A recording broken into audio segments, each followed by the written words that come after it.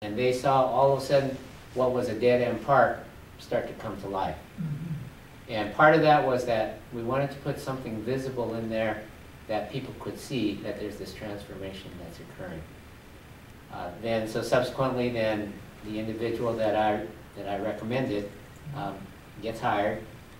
We have a resource there, and we then had this program started last summer, and we called it 100 Citizens because it was the 100th anniversary of the city. One citizen wouldn't have had a whole lot of impact. 1,000 citizens, people would say, yeah, that's not right. You're not doing 1,000 citizens. So 100 just kind of fell in place and resonated. Now let me ask you, have people here seen the video? Okay, it's on our site right now, and I can't stress enough that you need to see it because it is basically what we would like to do. Did people volunteer to be a 100th citizen, or did you solicit? How did you market the program to them? Because in most cases, people are very hesitant. Right. People don't like to work out. They don't want to go to some stinky, sweaty gym. They're not a jock, and they're not, crazy about football. How did you get? The people in the video, they look like this everyday, normal mothers. Yeah. How did you get them involved? Well, with that last summer, I had a graduate student. I was going to do this project myself, but she needed a project, so I had her work on it. And what she brought to the table was the ability to speak Spanish. Okay. I don't have that. Not good enough anyway. And what we did was we had a grand opening of that exercise equipment. And then we talked to them. We said that there was this program coming. It's free. Okay, free helps. It was free, and that it would continue. It wouldn't cost them anything. We would meet because it was her thesis, we spread it throughout the day. So we started at 6 a.m., ran until 10, and then we had an evening. So there were 6 or 7 45-minute sessions that people could come, try it out, don't like it, don't stay. And it went really well, and we started to identify some positives and some negatives. And it was intended to be a 5-week program. The original intent was to introduce them to that exercise circuit or that equipment. But what they started telling us, and this is the thing that we learned over time, or I learned over time, is that we can't enforce, we can't put our programs on people. Right. Despite the fact that we think we have an education and we know what's best, we can't go into your house and tell you what to do and have it be successful. And we have to listen to what's going to work.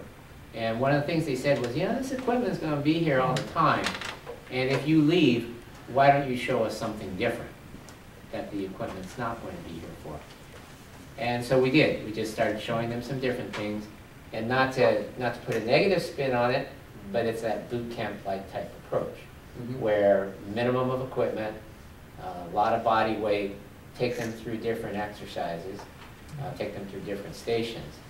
And so at that point in time then, you have this free program. It's what they want. They're starting to see the value from it, just in terms of feeling better, feeling stronger, being able to, because we set it up in the park to run all around the park. So it's this constant movement thing. And it was successful, so we had that 5 weeks. And then, as is typical in the university, it's usually do our project, do our research, and then leave. And I had already made the commitment to the city that I would stay there as long as there was something good for us and that we were good for them.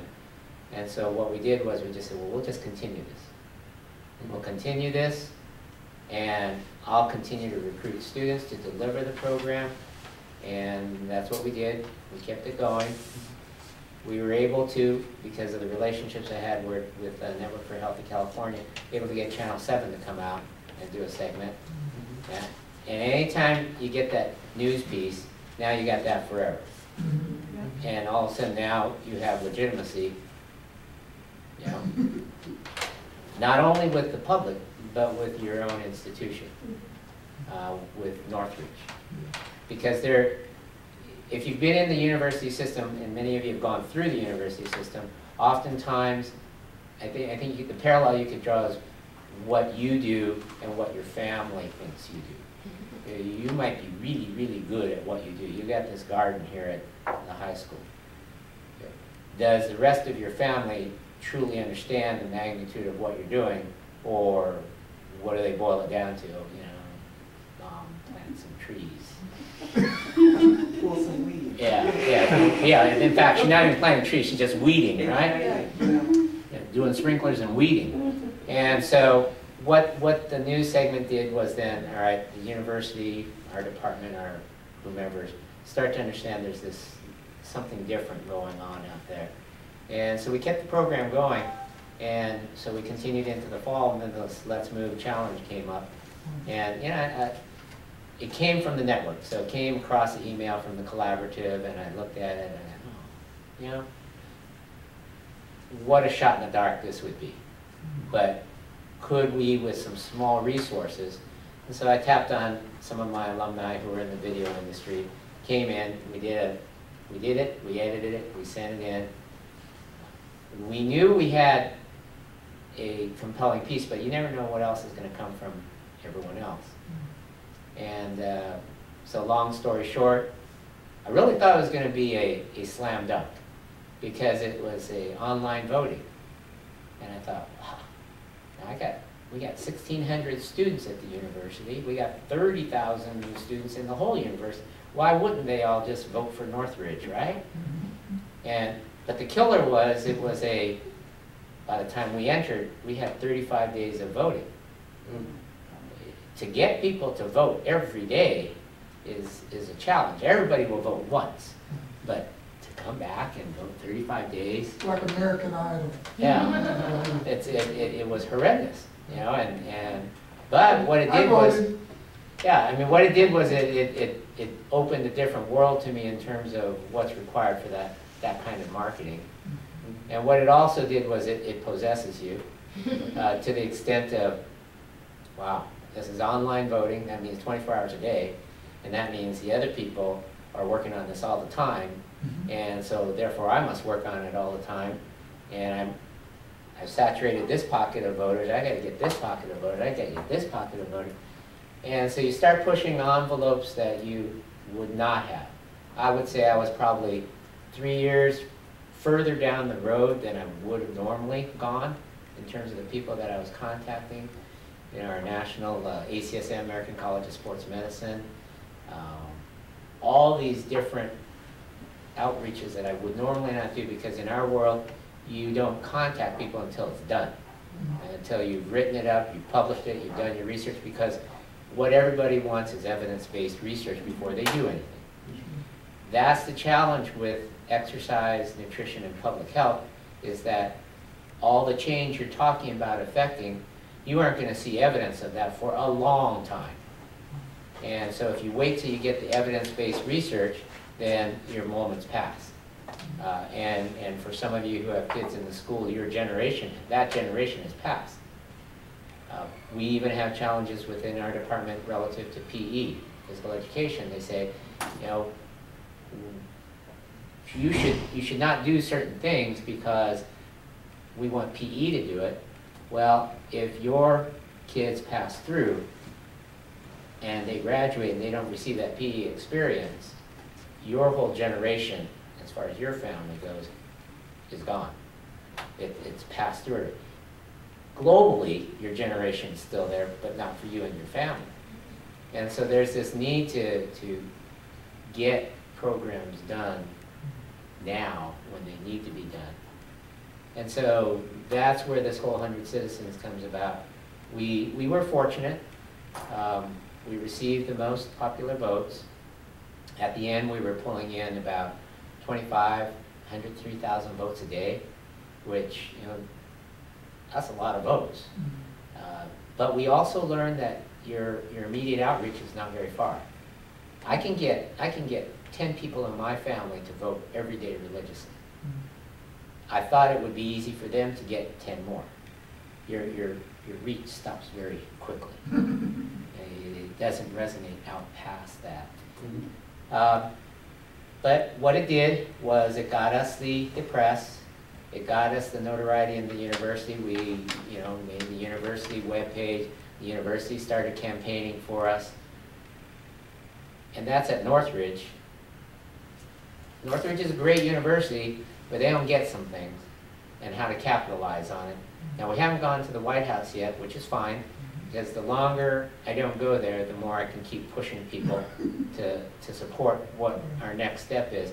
And that next step is that if we can do this at Northridge and it can be replicated and sustained, then we should be doing this throughout the 2021 at this point, 21 CSUs who have a kinesiology department.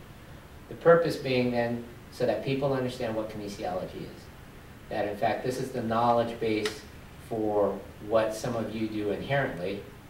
But what we saw in those videos is that all of these faith-based organizations, some of them are shooting in the dark in terms of identifying what they should do.